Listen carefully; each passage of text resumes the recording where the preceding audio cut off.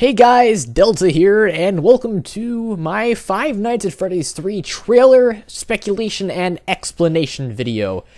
So quite recently, the trailer came out, and for those of you who have not seen it, there will be a link to the original trailer down below, and you just saw the actual trailer, and this is my speculation and my comments and concerns on the subject matter. There's a lot of things that I noticed as I watched this that many people missed, or just didn't comment on at all, and I figured I'd try to piece some things together so we can stretch our theories further to see what Scott Cawthon actually has in store for the official story of Five Nights at Freddy's.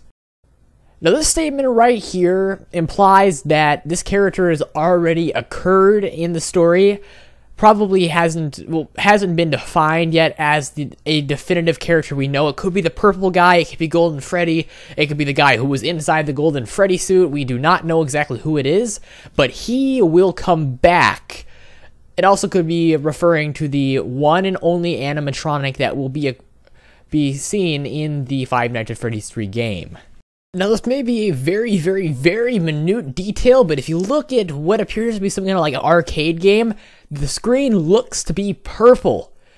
Now, figuratively speaking, that could have some kind of reference from Scott that the purple guy has some kind of action or something's being done with him, or he has some kind of relation to this story, or is anything with the third game, or it could just be that the screen is purple. But I thought that was interesting, and I don't know, maybe Scott's just really trying to mess with our brains.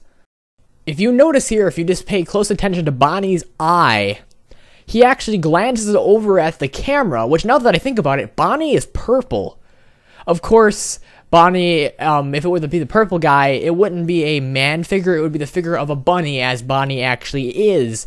So I have a feeling that Bonnie, separate from all the other animatronics, has some kind of connection, unspoken connection with this new animatronic, because it does look like a bunny, and Bonnie is a bunny. Or maybe the purple guy, because Bonnie is also purple, as the purple guy is purple. Here it says that he always does, implying that he always comes back.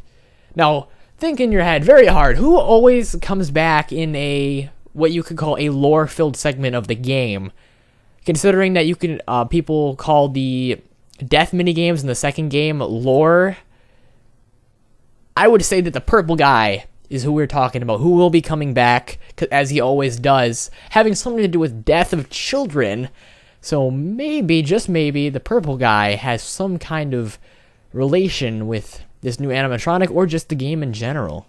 Yet again, there is an implication for this this masculine figure, and we, who is doing an action to this masculine figure, we can only assume as a unanimous group of animatronics, which is Freddy, Chica, Bonnie, and Foxy, or maybe even the toy figures, or maybe all of them ganged up together, have done something to this purple guy, because there also are some implications and theories that the purple guy killed these kids, stuffed them inside of the animatronics, and caused them to possess these animatronics. Therefore, they're on a road of revenge, and they want to do something to him to get back at him.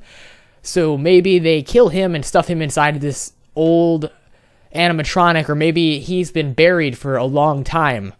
Here we see that golden bunny figure that kind of has some kind of resemblance to Bonnie, considering the bunny figure, twitch out and just kind of go on a little freak twitching in a spotlight. There's nothing we can really tell about the background, but this thing definitely looks beaten up.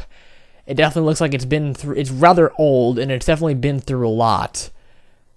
So maybe this is an old animatronic that was forgotten about. Maybe the purple guy has been stuck inside of this, his spirit, for quite some time.